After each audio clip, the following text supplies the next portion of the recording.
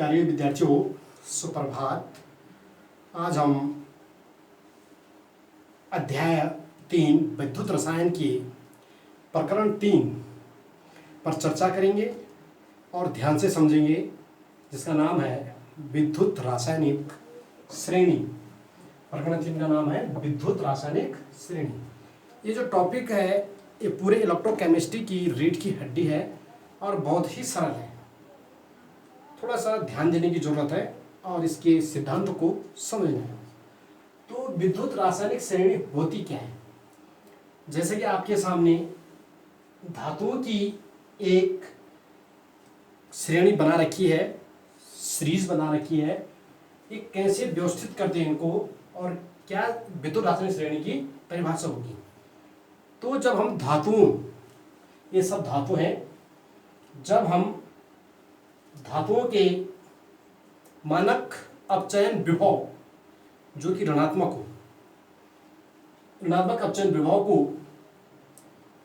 ऊपर से नीचे की ओर घटते हुए क्रम में रखने से जो श्रेणी प्राप्त होती है उसे विद्युत रासायनिक श्रेणी कहते हैं।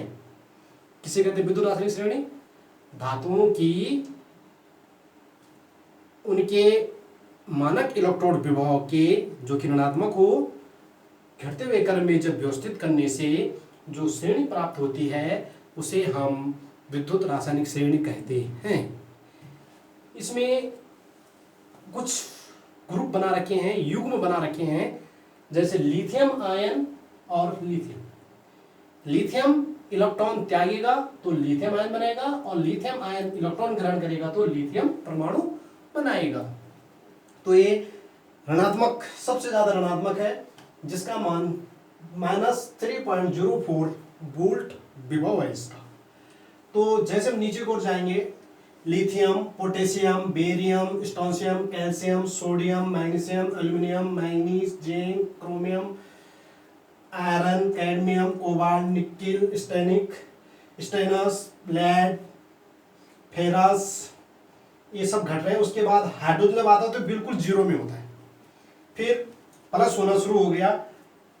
स्टेनिक, स्टेनिक था, स्टेनस है, स्टेनस, कॉपर,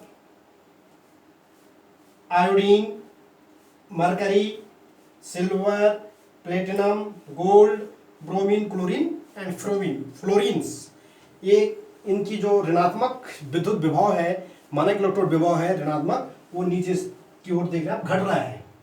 ऋणात्मक बहुत ज्यादा है, फिर ऋणात्मक जीरो हो गया, फिर प्लस हो गया, तो यानी ऋणात्मक विभव घट रहा है। तो इस सीरीज को कहते हैं हम विद्युत रासायनिक श्रेणी, और इस श्रेणी आपको याद रखनी है। इसके लिए आप इसी श्रेणी को सूत्र के अनुसार, किसी अपने अनुसार आप एक सूत्र बनाएं और उसे याद कर सकते हैं। जैसे हमने पीरियोडिक टेबल को याद करने के लिए बनाया था, सक्टिव, कर्मन, फ्यूगोन, निकुंजन, गागिया, वर्कर, फिर इस रफ्सर, नमूतक, रूढ़, अपड़, अक्षर, इंसन, सप्टे आज उसी के अनुसार बना दिया और याद कर दिया। ऐसे में आप बना सकते हो ली, के, बासर, काना, मगल, मंजन, करफी, कड़को, नी, सनपफी, किसी तरह से आप बना लें। और हाइड्रोजन बीच में, फिर सनकु, आई, हग, फिर अग, पट, अयु, बरकल, फ या फ्लोरीन। इस तरह से आप याद कर ले एक सूत्र में, और साथ में टेबल बनाते रहें। केवल यहाँ ध्यान देना है कि लिथियम आयन है तो लिथियम परमाणु बनेगा, इधर सोडियम परमाणु है तो आयन है तो इधर सोडियम परमाणु बनेगा। तो ये हो गया हमारी विद्युत रासायनिक श्रेणी। परिभाषा आपको याद करनी है कि जब ऋणात्मक, यहाँ लिख सकते हैं आप, लिखने का काम कम से कम करना, समझना है। देखिए इसमें इधर ज्यादा है, ये जो लाइन आ रही है, और इधर लाइन छोटी आ रही है, अर्थात नीचे को जाने पर घट रहा है। क्या घट रहा है? ऋणात्मक या मानक इलेक्ट्रोड विभव कौन सा वाला है? ऋणात्मक। अवश्य लिखना है, धनात्मक होगा तो धनात्मक नीचे की ओर बढ़ रहा है, तो ऋणात्मक नीचे की ओर घट रहा है इलेक्ट्रोड विभव। इसी में प्रयास हो गई कि जब हम धातुओं को उनके मानक इलेक्ट्रोड विभव के ऋणात्मक मान के घटते हुए क्रम में व्यवस्थित करने से जो श्रेणी प्राप्त होती है उसे विद्युत रासायनिक श्रेणी कहते हैं। और ये श्रेणी याद करके चित्र बना देना है। 3 का हमेशा याद रखना है। सबसे ऊपर -3.04 वोल्ट, बीच में 0.00 वोल्ट और प्लस 2.87 वोल्ट। तो अब हम क्वेश्चन 7 में आता है 1 नंबर क्या आ जाएगा या 2 नंबर का विद्युत रासायनिक श्रेणी आ जाएगी। 1 नंबर का आ जाएगा इसके मुख्य लक्षण लिखिए। विद्युत रासायनिक श्रेणी के कोई 2 मुख्य लक्षण बताइए या कोई 2 उपयोग बताइए, अनुप्रयोग बताइए। तो हम सभी लक्षणों और उपयोगों की बात करेंगे यहाँ पे। जो भी आपको ज़्यादा इंपोर्टेंट लगे, अच्छा लगे, उसको आप आंसर में लिख सकते हैं, एग्जाम में लिख सकते हैं। लेकिन कहीं भी कोई भी आ सकता है, इसलिए सभी का ध्यान। नाम से भी आ सकता है कि धातु का अपचयन क्षमता को कैसे दर्शाएंगे आप। तो देखिए सबसे पहले लिखा हमने लक्षण में प्लस ई, जो प्लस इलेक्ट्रोड विभव है किसका, इलेक्ट्रोड का प्लस ई है। तो उस युग्म को प्लस ई वाले, ये है प्लस ई वाले, 0 यहां से प्लस आ गया,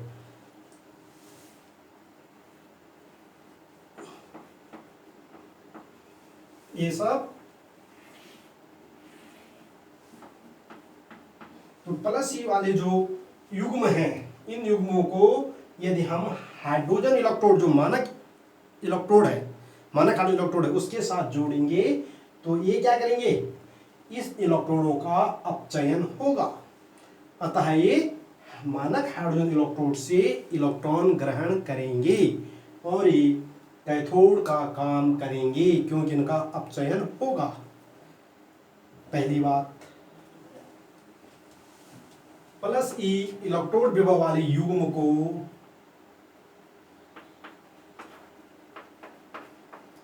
मानक हाइड्रोजन इलेक्ट्रोड यानी स्टैंडर्ड हाइड्रोजन इलेक्ट्रोड के साथ जोड़ने पर उसका अपचयन होगा। यानी वे प्लस आयन से, इनके प्लस आयन विलयन से, विलयन में जो प्लस आयन होगी इलेक्ट्रॉन ग्रहण करेंगे और धातु पर जुड़ना शुरू कर देंगे, परमाणु में बदल जाएंगे। दूसरा माइनस ई युग्म को जब हम सी से जोड़ेंगे तो इसका उल्टा होगा क्योंकि इनकी इलेक्ट्रॉन देने की पावर ज्यादा है।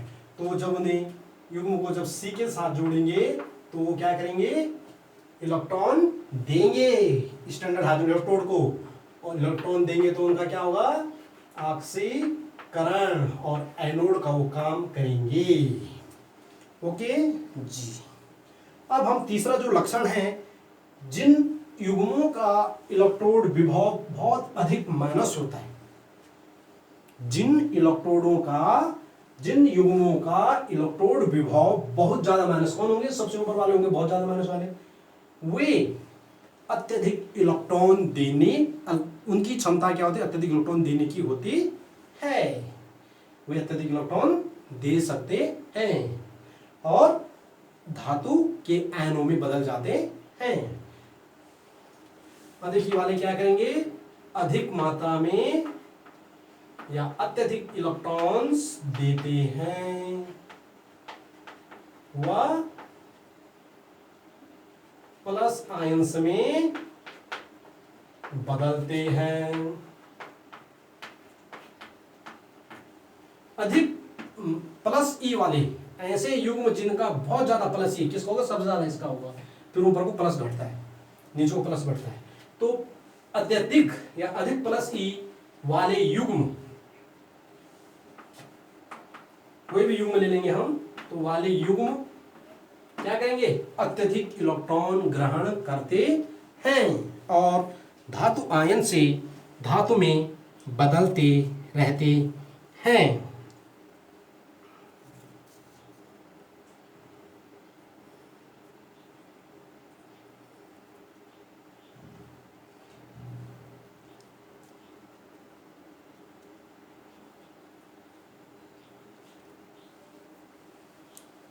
अब हम चौथे गुण तीसरे, सॉरी, पांचवें गुण की बात करेंगे कि हाइड्रोजन से अधिक अपचायक जो युग्म है, तो कौन सा युग्म होगा? हाइड्रोजन से अधिक युग्म अपचायक होगा जो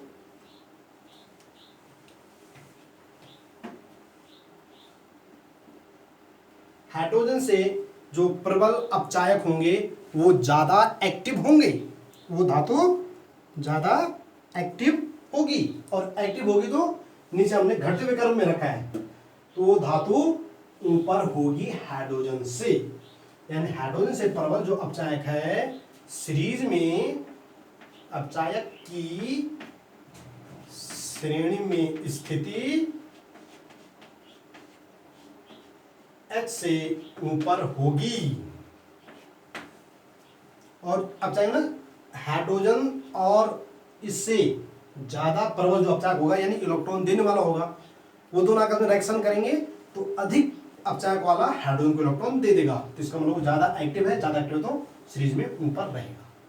हाइड्रोजन से दुर्बल जो अपचायक होंगे वो श्रेणी में नीचे आएंगे, H से नीचे, क्योंकि जब उनकी हाइड्रोजन के साथ पेयरिंग की जाएगी, सेल बनाया जाएगा, तो वे हाइड्रोजन से इलेक्ट्रॉन प्राप्त करेंगे, यानी हाइड्रोजन की विभव ज्यादा होगा उनसे, तो वे नीचे होंगे, वे कम क्रियाशील होंगे।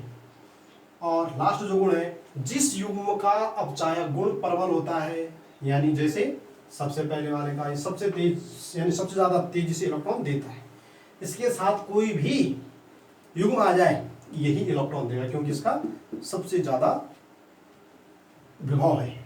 तो जिस युग्म का अपचायक गुण प्रबल होता है, माना ये बहुत तेजी से इलेक्ट्रॉन दे रहा है, तो जिसकी इलेक्ट्रॉन देने का गुण होता है उसका जो आक्सीय कारक है, यानी इलेक्ट्रॉन प्राप्त करना, दूसरे का आक्सीकरण करेगा, तो वो दुर्बल होगा, नहीं करेगा, क्योंकि जो दाता होता है वो ग्रहण नहीं करता, एक्टिव धातु है। तो वो जो युग्म, जिस युग्म का अपचायक गुण प्रबल होता है उसका आक्सीय कारक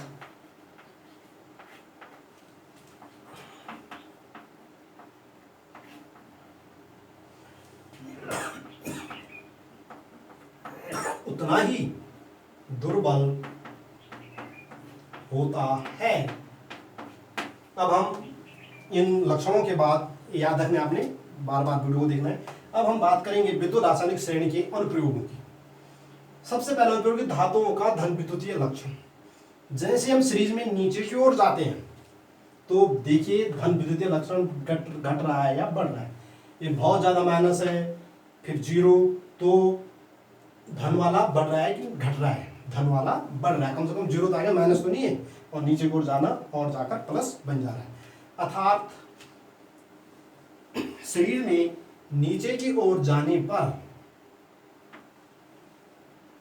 सीरीज में नीचे की ओर जाने पर धन विद्युतीय लक्षण घटता है। इनका धनात्मक मान है तो ये धन आयन नहीं बनेंगे ज्यादा। धन विद्युतीय गुण का अर्थ है धन आयन बनाने की प्रबलता, क्षमता। अब यहां देखिए लिथियम है और लिथियम आयन है और लिथियम है, ये क्या करेगा? धन आयन ज्यादा बनाएगा।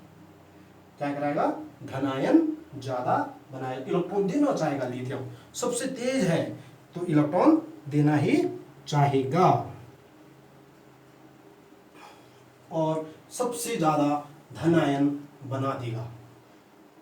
नीचे जाएंगे तो ये कम इलेक्ट्रॉन देंगे तो धन आयन भी कम बनेगी, ज्यादा कुछ मात्रा में परमाणु भी रहेंगे।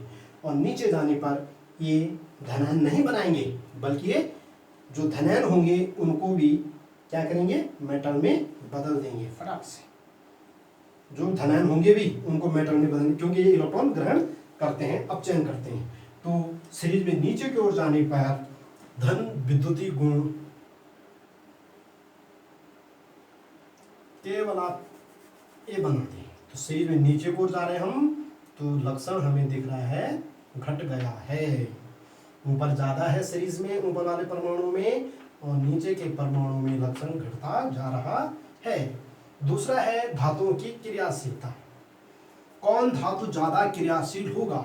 हमने कहा हमने कोई भी दो इसके साथ इस युग्म के साथ कोई भी पेयर ले लिया आयन और परमाणु का, तो वो क्या करेगा, सबसे ज्यादा शक्ति इसकी इलेक्ट्रॉन देने की, धनायन बनाने की, अभी पहले बारे में चर्चा की थी धन विद्युत इलेक्ट्रॉन, तो कोई भी होगा उससे ज्यादा इसका गुण है, तो ये क्या करेगा, इलेक्ट्रॉन देगा। क्यों? इसकी बहुत ज्यादा विभव है, अतः ये बहुत ज्यादा क्रियाशील है। हमने अक्सर देखा है कि कभी भी किसी युग्म में अगर फोर्स का शक्ति प्रदर्शन होता है तो जिसकी शक्ति ज्यादा होती है वही जीत पाता है। तो ये जो ज्यादा क्रियाशील होगा वो क्या होगा, ऊपर होगा। तो धातुओं की रासायनिक क्रियाशीलता नीचे की ओर क्या होगी, घटती है सीरीज में, यानी ऊपर का धातु, ऊपर का जो पेयर है वो मोर एक्टिव और नीचे का लेस एक्टिव, यानी सक्रिय कम होगा और ये बहुत ज्यादा सक्रिय होगा। तीसरे में हम बात करेंगे धातुओं की अपचयन क्षमता। नीचे की ओर जाने पर अपचयन क्षमता भी घट रही है। नीचे की ओर जाने पर, सीरीज में नीचे की ओर जाने पर धातुओं की अपचयन क्षमता घट रही है।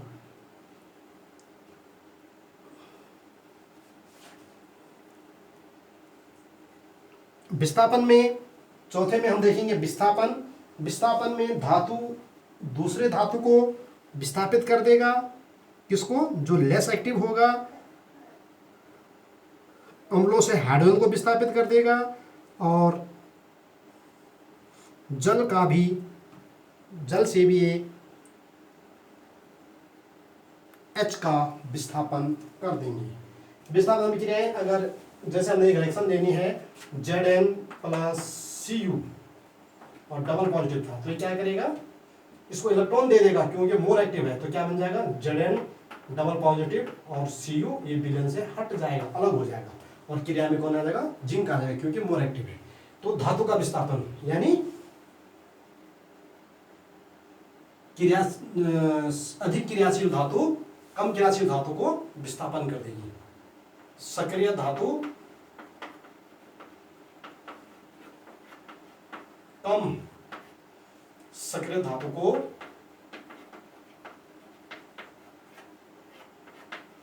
विस्थापित कर देगी। दूसरा, मेटल, कोई भी मेटल है, ये अम्ल से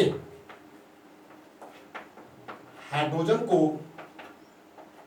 क्या कर देते हैं, विस्थापित कर देते हैं। लास्ट वाला देखेंगे, ये जो हाइड्रोजन से ऊपर वाले यानी जो ऋणात्मक विभव वाले युग्म हैं वे, यानी H से ऊपर स्थित युग्म क्या करते हैं, जल से हाइड्रोजन को विस्थापित कर देते, इतनी पावर उनकी होती है। और लास्ट है हमारा गैल्वेनी सेल का ईएमएफ की गणना, इसे हम ई के द्वारा ही करेंगे और हमें पता है कि ई सेल बराबर E R minus E L. R कौन होता है, कैथोड, और ये कौन होता है, एनोड, और यही उसका ईएमएफ होगा। तो ये 5 इसके अनुप्रयोग थे। पहला था धातु की धन विद्युत लक्षण जो कि घटता है, धातु का रासायनिक क्रियाशीलता नीचे की ओर घटती है, केवल आपको किलो रखना है क्यों घटती है। धातु का अपचयन क्षमता नीचे की ओर घटती है। विस्थापन अभिक्रियाएं सबसे पहले रखने के आपस में धातु एक दूसरे को विस्थापित कर सकती है। कौन करेगी, ज्यादा सक्रिय धातु कम सक्रिय धातु को उसके लवण से विस्थापित कर देगी। माना ये रिएक्शन आपने समझी, इसको कैसे समझेंगे हम, Zn प्लस CuSO4, CuSO4 अपने लवण में था, SO4 नेगेटिव के डबल नेगेटिव के साथ था, Cu डबल पॉजिटिव, ये हमने आयनिक रिएक्शन बताई, हमने पूरा रिएक्शन बता रहे हैं। तो क्या हो जाएगा, ZnSO4 ने क्या कर दिया, Cu को यहां से हटा दिया और खुद लवण बना दिया। तो अधिक सक्रिय धातु कम सक्रिय धातु को विस्थापित कर देती उसी के लवण से। दूसरा है कि जो धातुएं हैं ज्यादा सक्रिय धातु अम्ल से, ये सभी धातुएं अम्ल से हाइड्रोजन को विस्थापित कर देती हैं। कौन, ये सब धातुएं, क्योंकि अम्ल क्या करता है, हाइड्रोजन देना चाहता है पहले वो भी। और तीसरा जो हाइड्रोजन से ऊपर वाली स्थित है यानी ऋणात्मक विभव वाली युग्म या धातुएं क्या करती हैं, जल से हाइड्रोजन को भी हटा देती हैं। और लास्ट वाला है गैल्वेनी सेल का ईएमएफ की गणना। जिस प्रकार हम सेल का विभव निकालते हैं इसी प्रकार से ईएमएफ भी निकाल देंगे। E cell equal to ER minus EL। और हम जानते हैं कि ER कौन है, R में कैथोड और L में एनोड रखते हैं। तो कैथोड माइनस एनोड का विभव बराबर सेल का EMF। थैंक यू स्टूडेंट्स, ध्यान से वीडियो को देखें और टॉपिक को समझें।